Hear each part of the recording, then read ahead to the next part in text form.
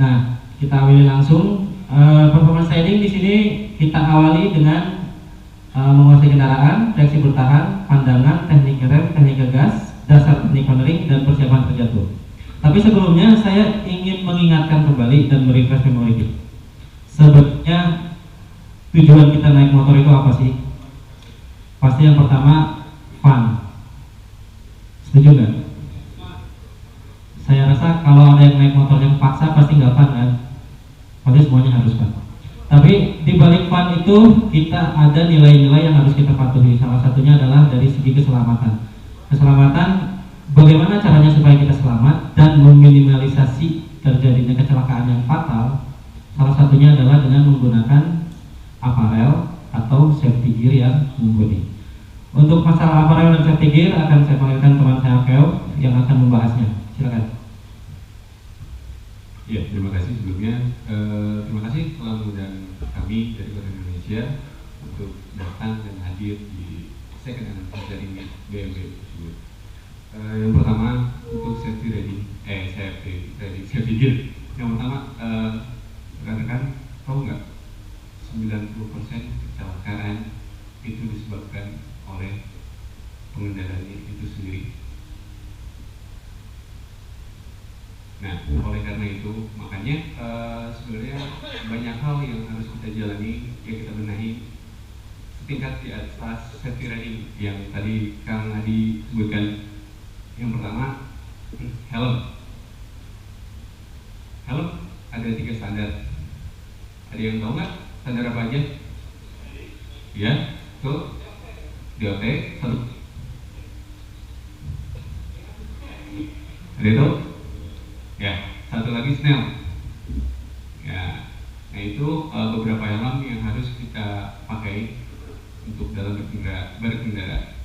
Karena sebaiknya yang pertama helm itu digunakan kepala kita, di mana dasar kita memakai helm itu untuk mengamankan dari kepala. Soalnya rata-rata cedera dilakukan itu karena benturan kepala yang sangat keras. Banyak kejadian-kejadian seperti dulu ada tahun 2010 kebetulan rekan kami juga yang meninggal karena helmnya itu sudah misalnya memang helmnya yang bagus, cuman karena benturan yang sangat keras dia pendarahan di kepala dan akhirnya meninggalkan kita semua.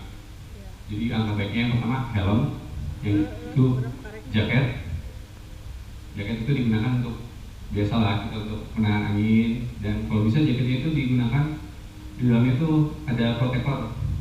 Biasanya kan protektor depan, protektor belakang, sikut. Nah ini contohnya seperti ini, bagus nih. Coba, Mas, dilihat sebentar Mas. Nah ini safety gear nih, bagus nih, buat contohnya nih.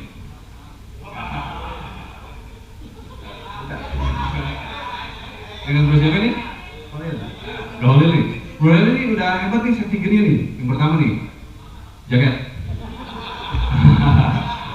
Selain mahal, kalau memang sih kalau misalnya standar rata-rata jaket yang mahal pasti jaketnya safety banget gitu. Oh dipakai juga? Wah hebat sekali bener nih Mas ini. Ada tujuan. Nih, saya kasih contoh yang sebentar ya. Yang pertama tuh harus punya penahan bahu, penahan sikut. Nah sikutnya nih, dikuat. Terus depannya, ini depan juga ada nih kebetulan nih. Jaket mahal bener. Jaket mahal nih, ada depannya. Berapa harganya Mas? Nah, itu, ngaku sama bibinya 700, negasinya berapa Mas? Nah 3 juta. Dia sudah menginvestasikan dirinya sebanyak 3 juta untuk dirinya sendiri. Worth it nggak? Iya. Yang kedua, celana panjang. Lihat celananya. Tuh lihat, keren gimana? Mahal nggak? Mahal. Lihat, bentar. Ada pelindung lutut.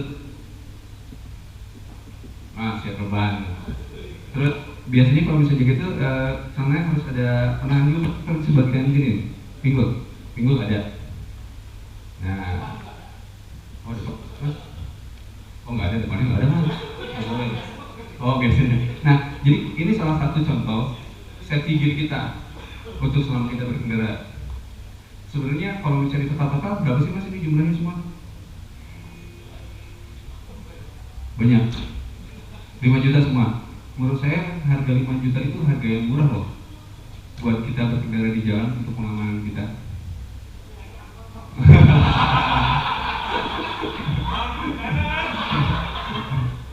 Nah, terus sarung tangan juga kan ada ya, sarung tangan yang pakai protektor. Nah, itu harus dipakai juga. Rata-rata kayak pembalap Lorenzo juga, dia udah pakai sarung tangan bagus, tangannya bisa patahan, buntung gitu. Apalagi kita yang biasa pakai sehari-hari, telanjang tangan, bahaya banget kan. Ya, jadi saya hanya untuk memberikan sedikit masukan-masukan kepada rekan-rekan. Ingatlah, safety gear kita sehari-hari harus selalu digunakan. Itu untuk investasi kita ke depannya. Itu aja sih. Makasih. Nanti selanjutnya kita lanjut sama Bro Selvis lagi kembali. Ya, terima kasih. Ya, terima kasih buat Bro Akeo yang udah membuka ini ya, membuka aib harga. Kita lanjut ke materi yang sebenarnya. Di sini yang pertama kita bahas menguasai kendaraan. Baik, coba tolong di next. Menguasai kendaraan ini terbagi dari beberapa poin. Yang paling pertama adalah power control. Power control di sini adalah bagaimana kita mengetahui kekuatan kendaraan yang kita pakai. Jadi kalau kita naik motor itu jangan asal sembarangan naik motor. Kita harus tahu dulu kemampuan motor sampai mana. Soalnya banyak kejadian, ada beberapa teman kita atau rekan-rekan kita yang dia biasa sehari-hari menggunakan Matic yang notabene cc-nya kecil, antara 100 sampai 150 cc. Terus pada satu saat dia membeli motor baru dengan kapasitas di atas 250 cc.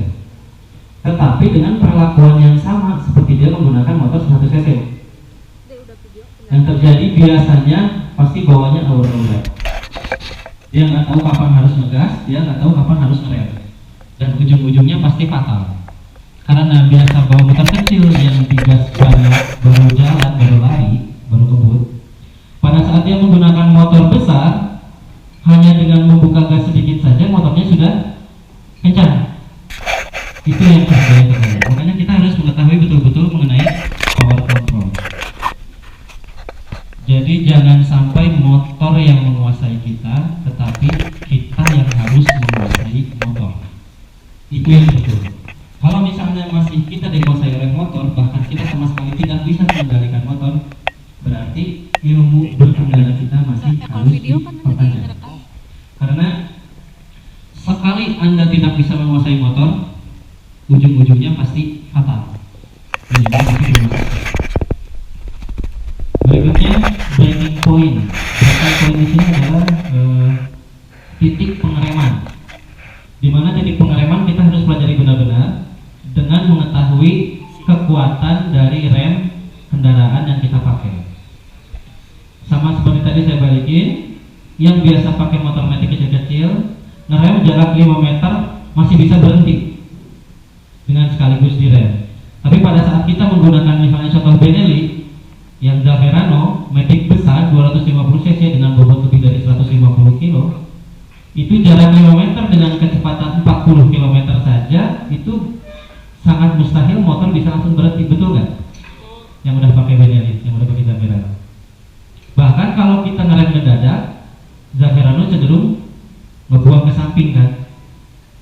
Nah, makanya kita harus mengetahui betul-betul braking point, titik pengereman. Kita bisa menghitung kalau kecepatan 80 km berarti berapa meter kita harus ngerem sampai kepada posisi berhenti atau titik tabrakan atau titik impact.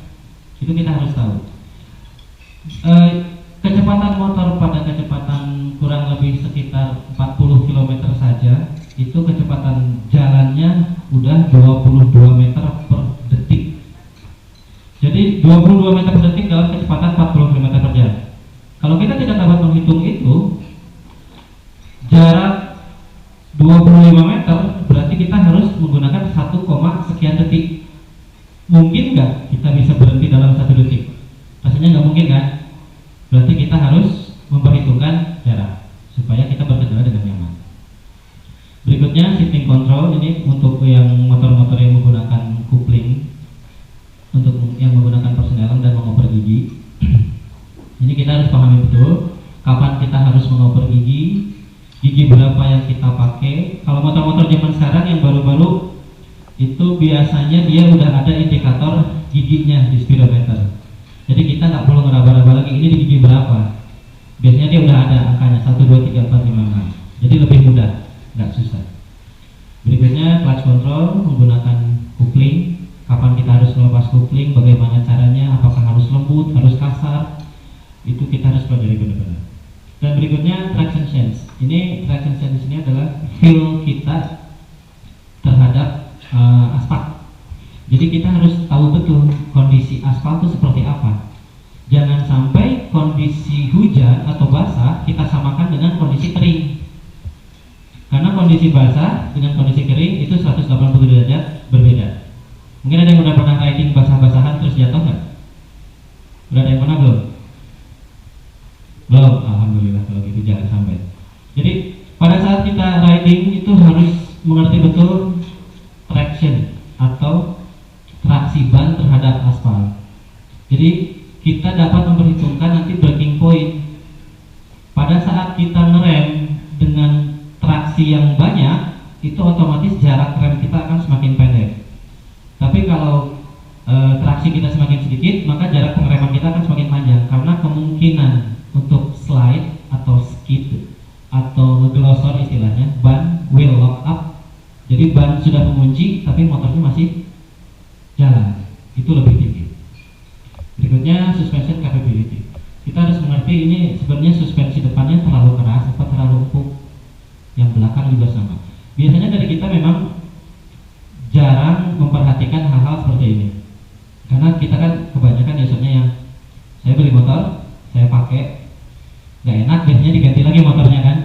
Jarang yang nyeting. Nah, kalau kita mengetahui ini sebenarnya kita bisa. Misalnya begitu jalan, shockbreaker belakang terlalu keras dirasanya, mantul-mantul atau lompat-lompat, itu bisa disetting. Caranya gimana? Misalnya kalau yang customize itu si shockbreakernya bisa kita setel keras, reboundnya bisa kita setel lambat, itu bisa. Kalau enggak mungkin salah satunya adalah dengan mengganti yang lebih adjustable, yang bisa dirubah-rubah. Berikutnya chassis swing arm for configuration. Ini sebenarnya tidak terlalu penting lah ya, karena kita ini lebih ke teknis. Kita mengetahui teknis. Jadi chassisnya seperti apa, swing armnya seperti apa, kalau motor untuk motor-motor sport, for configuration seperti apa. Nah yang penting salah satunya ini position. Secara posisi adalah si duduk di motor seperti ini. Ini saddle-nya dibuat sedemikian rupa supaya nyaman. Karena kita pakai Zaferano pasti kan berkendaranya jauh. Gimana caranya kita nyaman duduk di motor? Karena kalau bawaan Zaferanya sendiri mungkin untuk beberapa orang bahkan ada yang merasa mungkin ada yang bilang kekerasan, ada yang bilang keempukan, ketinggian atau bahkan kependekan.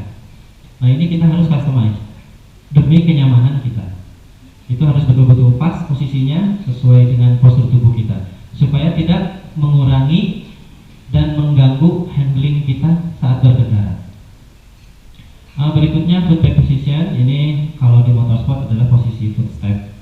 Itu posisinya bisa di atas atau di bawah. Kalau untuk Zaferano sendiri sebenarnya dia udah fix kan, nggak bisa dirubah-rubah lagi. Berarti kita tinggal memperhatikan di jok, di saddle. Kuncinya ya di saddle. Dan yang terakhir handlebar position. Ini apa namanya? Posisi stang. Kalau motor-motor sport bisa customize, bisa dirubah. Kalau motor Zaferano, Matic lainnya itu rata-rata nggak bisa. Paling kuncinya kita cuma mainin jok. Gimana joknya dibuat sedemikian rupa supaya nyaman dan handlingnya enak. Oke, saya ada pertanyaan dulu nggak? Barangkali ada yang mau bertanya? Masih bingung? Nggak ada? Oke, kalau nggak ada kita lanjut, Pak Ian. Nah ini kita masuk ke bahasan reaksi bertahan. Reaksi bertahan di sini adalah apa yang biasa terjadi pada seorang biker apabila kita menemui permasalahan di jalan pada saat akan celaka. Misalnya jatuh, tabrakan, dan lain sebagainya. Yang pertama adalah penyakit yang utama pada saat kita akan celaka adalah selalu menutup gas. Benar ya? Ya. Kalau pada saat kita misalnya belok, masuk satu tikungan terlalu kencang,